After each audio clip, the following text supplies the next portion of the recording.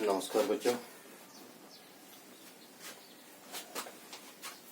आज हम पढ़ेंगे electric dipole in an uniform electric field. पीछे हम देख चुके हैं कि इलेक्ट्रिक डायपोल है क्या। कॉम्बिनेशन ऑफ टू चार्जेस था, इक्वल मैग्नीट्यूड होना चाहिए, नेचर हमारे पास क्या अपोजिट हो, सेपरेटेड बाय सर्टेन डिस्टेंस। ये जो था हमारे पास क्या है कि हम लास्ट जो है पढ़ा था।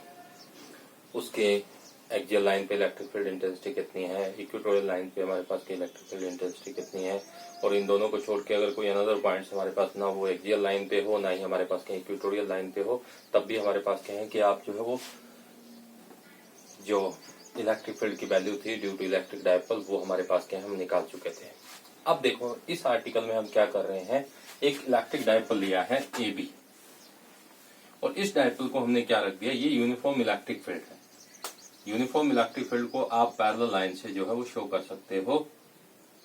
इलेक्ट्रिक फील्ड लाइन जो हमने पढ़ी थी वहां पे ये नहीं किया था। यूनिफॉर्म अगर इलेक्ट्रिक फील्ड है आप उसको क्या है पैरेलल लाइन से जो वो शो कर सकते हो। जैसे हमने पॉजिटिव चार्ज के कारण इलेक्ट्रिक फील्ड लाइन, नेगेटिव के कारण वो था, उसी तरह से हमारे पास क्या यूनिफॉर्म इलेक्ट्रिक फील्ड को आप जस्ट पैरेलल लाइन से जो वो शो कर सकते हो। तो यहाँ हमारे पास हमने क्या किया है, ये AB जो डायपोल है हमने क्या कंसीडर किया है, वही जो पीछे आर्टिकल में करते आए हैं। AB हमने डायपोल लिया है, लेंथ इसकी क्या है 2a है, डायपोल मोमेंट हमारा क्या है P है, क्या वो इंटू 2a ये लिया है। और इसको अज्यूम कर लेते हैं कि इलेक्ट्रिक फील्ड के साथ जो है इलेक्ट्रिक फील्ड की वैल्यू हमारे पास है E, और उसके साथ हमने कितने एंगल पे रख रखा है, इसको थीटा एंगल पे हमारे पास क्या है प्लेस किया है। अब इस पे दो चार्जेस हैं, एक -q है और दूसरा हमारे पास क्या है +q चार्ज है। हमें क्लियर है कि जो फोर्स लगेगा +q चार्ज पे हमारे पास क्या है q इंटू ई होता है, और -q चार्ज पे हमारे पास क्या है जो फोर्स की वैल्यू होगी वो -q इंटू ई होगी। यहाँ पे नेगेटिव साइन जस्ट क्या शो कर रहा है कि ये जो फोर्स है वो इलेक्ट्रिक फील्ड से हमारे पास क्या है अपोजिट डायरेक्शन में अप्लाई होगा, और ये पॉजिटिव हमारे पास क्या है इन द डायरेक्शन जो वो अप्लाई होता है। तो ये दोनों फोर्सेज लगे, एक तरफ -q हो गया, एक तरफ हमारे पास क्या है +q। तो आपको क्लियर हो गया होगा कि ये फोर्स की डायरेक्शन में इस ओर क्यों शो कर रहा हूँ। यहाँ फोर्स लग रहा है q इंटू ई, यहाँ है -q इंटू ई, मतलब ये अपोजिट डायरेक्शन में हमारे पास क्या फोर्स हो गया। मैग्नीट्यूड दोनों बराबर है, डायरेक्शन एक दूसरे के अपोजिट है, लाइन ऑफ एक्शन डिफरेंट है, एक इस लाइन के अलोंग लग रहा है, दूसरा हमारे पास क्या इस लाइन के अलोंग लग रहा है। लग दोनों के दोनों हमारे पास क्या है एक ही बॉडी पे लग रहे हैं। +1 में हमने टॉर्क पढ़ा था, अगर आपको थोड़ा सा ध्यान हो तो जहां भी किसी भी बॉडी पे दो फोर्सेस लग रहे हो, लाइन ऑफ एक्शन अगर सेम हो, डायरेक्शन अपोजिट हो, तब तो वो क्या कर देते हैं कैंसल आउट कर देते हैं। लेकिन अगर हमारे पास क्या है लाइन ऑफ एक्शन जो है वो डिफरेंट हो, मैग्नीट्यूड इक्वल हो, डायरेक्शन अपोजिट हो, तो वो दोनों फोर्सेज मिलके हमारे पास क्या है एक कपल जो है वो हमारे पास क्या है फॉर्म कर देते हैं। कपल जो है वो आपके पास जो है वो बनाते हैं। और वहां पे अगर आपको टॉर्क निकालना हो तो torque tau is equal to क्या होता है force into arm of couple. तो फोर्स तो यहाँ हमारे पास क्या है सीधा सा क्लियर है, फोर्स तो किसके बराबर आएगा Q इंटू ई, मैग्नीट्यूड में हमारे पास वैल्यू जो है Q इंटू ई है। अब दूसरी बात रहेगी हमारे पास क्या है आर्म ऑफ कपल, क्योंकि we want to find out torque, क्योंकि इलेक्ट्रिक डायपोल को हमने यूनिफॉर्म इलेक्ट्रिक फील्ड में रखा है, दो फोर्सेस एक दूसरे के मिलके एक कपल बना रहे हैं, और कपल ऑलवेज बॉडी को रोटेट करने की कोशिश करता है। रोटेशनल इफेक्ट ऑफ जो फोर्स है वो हमारे पास क्या है टॉर्क होता है। टाउ से आप डिनोट करते हो, टाउ किसके इक्वल होगा force into arm of couple. तो आर्म ऑफ कपल के लिए मैंने क्या किया, जो है ये BC इधर हमारे पास क्या है ये जो इलेक्ट्रिक फील्ड है उसके परपेंडिकुलर हमारे पास ये ले सकते हैं, BC है, इधर से ये क्या हो गया AC, ये आपकी क्या बन गई राइट एंगल ट्रायंगल जो है वो बन गई। और अगर यहाँ पे मैं देखूं तो आर्म ऑफ कपल जो आएगी, आर्म ऑफ कपल की अगर हम बात करें, आर्म ऑफ कपल जो है वो बनेगी आपकी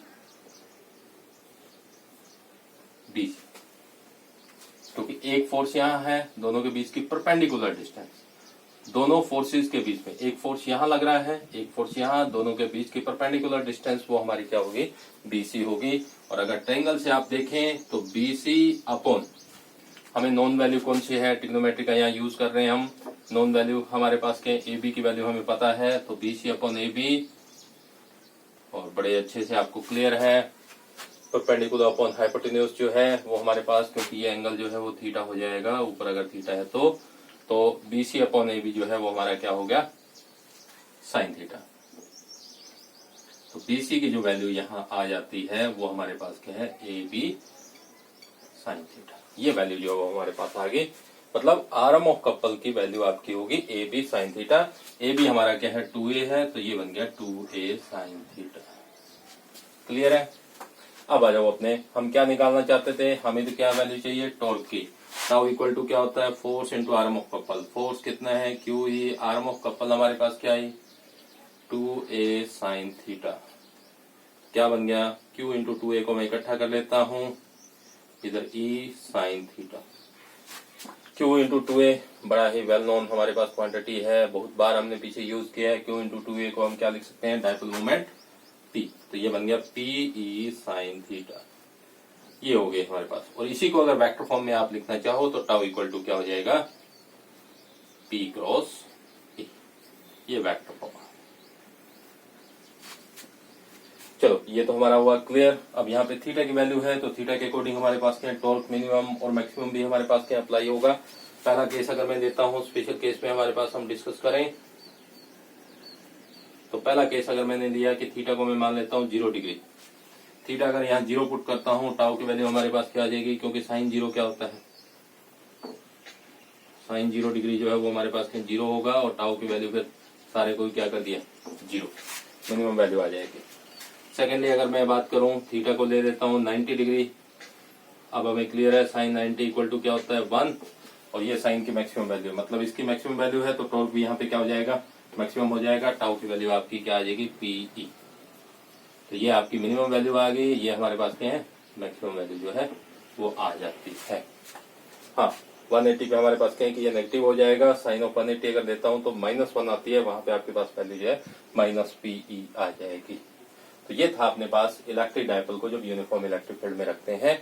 ऐसा आ जाता है कई बार आर्टिकल, या कई बार आएगा torque on electric dipole place in an uniform electric field. ये भी आ सकता है आपको कि टॉर्क फाइंड आउट करो, torque on an electric dipole in an uniform electric field. तो ये भी हमारे पास केस हो सकता है, तो वो भी आप फाइंड आउट कर सकते हो।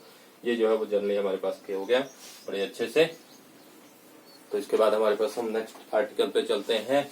नेक्स्ट है हमारा potential energy of electric dipole. इसमें ये रिजल्ट यूज करेंगे हम, टाउ किसके इक्वल आया है, PE साइन थीटा के।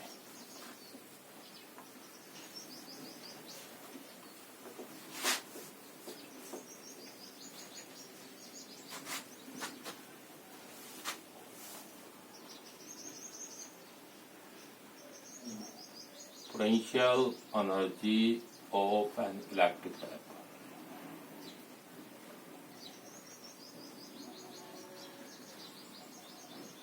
in an electric field। देखो सारा कुछ आपको डायग्राम वगैरह वही रखना है, इसी का रिजल्ट जो वो हमारे पास फर्दर यूज करेंगे। पोटेंशियल एनर्जी निकालनी है। क्या होती है potential energy, first of all किसी भी बॉडी में उसकी पोजीशंस के कारण, कॉन्फ़िगरेशंस के कारण जो एनर्जी होती है। तो यहाँ अगर इलेक्ट्रिक डायपोल की हम बात करें, इलेक्ट्रिक डायपोल की आपको पोटेंशियल एनर्जी निकालनी है, तो सीधा सा क्या हुआ, इलेक्ट्रिक डायपोल जो है उसको जहां पे आपने प्लेस किया है, किसके अंदर प्लेस किया है, इलेक्ट्रिक फील्ड में।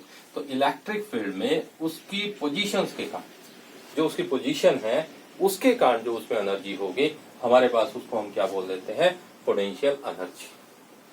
सारा कुछ वैसे ही मेंशन करना है आपको। इलेक्ट्रिक डायपोल लिया है, यूनिफॉर्म इलेक्ट्रिक फील्ड में प्लेस किया है, और आप कहोगे we know that torque applied in this dipole is PE sine theta.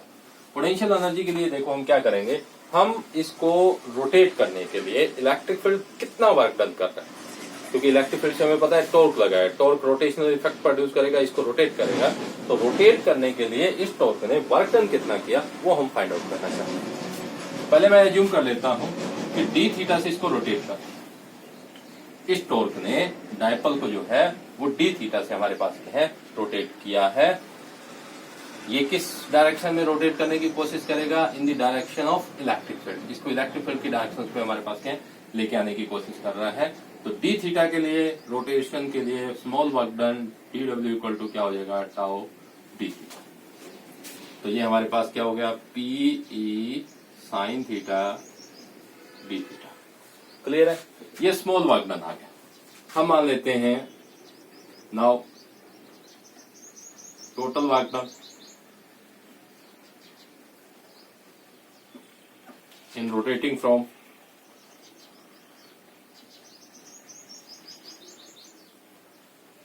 Theta 1 to theta 2। आपको इसको क्या करना है, थीटा 1 से थीटा 2 रोटेट करना है। ये आप क्या करोगे, अगर स्मॉल वैल्यू हमें पता है, टोटल निकालना हो, बहुत बार हमने यूज किया है, मोस्टली फिजिक्स में हम क्या करते हैं, by the method of integration. तो आप इसको इंटीग्रेट कर दो between the limit theta 1 to theta 2। तो W इज इक्वल टू क्या आ जाएगा, integration theta 1 to theta 2 tau D theta, tau की वैल्यू पुट कर दो, theta 1 to theta 2 P E sine theta D theta. D theta है, यहां से हमें क्लियर हो गया कि किस टर्म का इंटीग्रेशन होगा। जो भी फंक्शन हमारा थीटा का बड़ा है तो थीटा की हमारे पास क्या है, यहाँ पे साइन थीटा है, तो आपको साइन थीटा का इंटीग्रेशन होगा theta 1 to theta 2 sine theta D theta. Derivative में काफी बच्चों ने किया है +1 में, इंटीग्रेशन आपके लिए नया है, +2 के मैथमेटिक्स में भी करोगे। लेकिन यहाँ जो जनरली से हम यूज करते हैं फिजिक्स में, एक तो कोस थीटा का इंटीग्रेशन है। कोस थीटा का इंटीग्रेशन हमारे पास क्या है, साइन थीटा होगा प्लस कॉन्स्टेंट्स ऑफ इंटीग्रेशन। अगर लिमिट दे रखी हो तो ये हमें नहीं लगाना, लिमिट पुट कर देंगे। अगर थीटा 1 टू थीटा 2 है तो आप क्या करोगे, इसमें लिमिट जो है वो पुट कर दोगे। कोस थीटा का डेरिवेटिव होता है माइनस साइन, लेकिन इंटीग्रेशन होता है प्लस का साइन। इसी तरह से साइन थीटा के अगर इंटीग्रेशन की बात करें, थीटा 1 टू थीटा 2 अगर मैं निकालता हूं तो ये आएगा माइनस ऑफ साइन थीटा, ये सॉरी कोस थीटा। साइन का कोस होगा लेकिन नेगेटिव, कोस का प्लस का साइन होता है। डेरिवेटिव में अपोजिट हो जाते हैं, साइन का डेरिवेटिव होता है प्लस का कोस का डेरिवेटिव होता है माइनस का साइन। लिमिट्स है हमारी थीटा 1 से थीटा 2। पहले आप अपर लिमिट पुट करोगे कोस ऑफ थीटा 2, फिर माइनस लगाओगे, लोअर लिमिट पुट करोगे थीटा 1। कहने का मतलब क्या हुआ कि इसका जो इंटीग्रेशन है वो क्या आएगा, minus cos of theta 2 minus cos of theta 1। वो वैल्यू यहाँ पुट कर दो, माइनस आउटसाइड लिया है हमने, PE cos of theta 2 minus cos of theta 1। तो ये वैल्यू आ जाती है हमारे पास टोटल वर्क डन की। अब देखो, अगर हम अज्यूम करें, मैं ये मान लेता हूं कि इफ इनिशियली जो है डाइपोल है is at 90 degree with electric field के साथ 90 डिग्री है, और थीटा से इसको रोटेट करवाए। कहने का मतलब क्या हुआ, थीटा 1 की वैल्यू होगी 90 डिग्री और थीटा 2 की वैल्यू हमारे पास क्या होगी, थीटा। ये आएगी, ये जो वैल्यू है वो हमारे पास क्या है, यहाँ पुट करो तो क्या बन जाएगा, देखो W इक्वल टू आ जाएगा minus P E cos of theta 2 है, यहाँ थीटा बन गया, सेकंड थीटा था, minus cos of 90। What is the value of cos 90? कोस 90 की वैल्यू आप सभी को क्लियर है, कितने होती है, 0। वो 0 पुट कर देंगे, क्या आ गया, P E cos theta minus, या ए बी कोस थीटा, जैसे आपको पता है A dot B, dot product of two vector जो है वो हमारे पास क्या होता है, ए बी कोस थीटा। तो इस सारे को मैं क्या लिख सकता हूँ, P vector dot E vector, dot product of electric dipole moments and electric field. ये वर्क डन आ गया। और डेफिनेशंस क्या कहती है पोटेंशियल एनर्जी की, कि ये जो वर्क डन होगा टोटल वो हमारे पास किसके इक्वल आ जाएगा, पोटेंशियल एनर्जी की। So the potential energy of electric dipole क्या होगी, माइनस पी डॉट ई। ये बात है, पोटेंशियल एनर्जी जो होगी इलेक्ट्रिक डाइपोल की क्या होगी, माइनस पी डॉट ई। ये वैल्यू जो है हमारे पास में आ जाती है। ये आप कर चुके हो सारा कुछ, ये हमारे पास है पोटेंशियल एनर्जी। तो ये इलेक्ट्रिक डाइपोल का कॉन्सेप्ट हमारा यहाँ पे हमारे पास है कंप्लीट होता है। अब देखो, इसी में थोड़ा सा अगर हम बात करें कि जो वैल्यू है पीछे जो टॉर्क का था, हमारे पास एक टर्म आती है स्टेबल इक्विलिब्रियम में, अनस्टेबल इक्विलिब्रियम में और नॉन इक्विलिब्रियम स्टेट में हो इलेक्ट्रिक डाइपोल। तो वो थोड़ा सा हमारे पास मैं और बता देता हूं आपको। क्लियर हुआ ये सारा। पीछे जो हमने निकाला था इलेक्ट्रिक डायपोल का, क्या वैल्यू आ गई थी? जो स्पेशल केस हमने डिस्कस किया, थोड़ा सा मैं उसके बारे में आपको दोबारा बताता हूं। टाउ इक्वल टू क्या आ गया था? PE sine theta. Sine theta की 0 डिग्री पे वैल्यू होती है 0। 90 डिग्री पे अगर हम बात करें तो वो वैल्यू आ गई 1, और 180 डिग्री पे हमारे पास क्या है वैल्यू जो है फिर से क्या हो जाएगी 0। कोस 180 -1 होता है, साइन 180 की वैल्यू हमारे पास क्या होती है 0। तो इन दोनों ही वैल्यू पे अगर यहाँ पुट करते हैं तो टॉर्क हमारा क्या है जो है यहाँ भी 0 आता है और यहाँ भी हमारे पास क्या 0 आता है। जब थीटा इक्वल टू 0 डिग्री है तब भी टॉर्क 0 है, मतलब ये रोटेट नहीं करेगा, डायपोल जहां है वहां की वहीं हमारे पास रहेगा। और थीटा अगर 180 डिग्री आ जाता है तब भी हमारे पास क्या है कि डायपोल जो रोटेट नहीं करेगा, एज इट इज जहां पे है वहीं का वहीं रहेगा। लेकिन इस कंडीशंस को हम बोलते हैं स्टेबल इक्विलिब्रियम। ये कंडीशंस क्या है?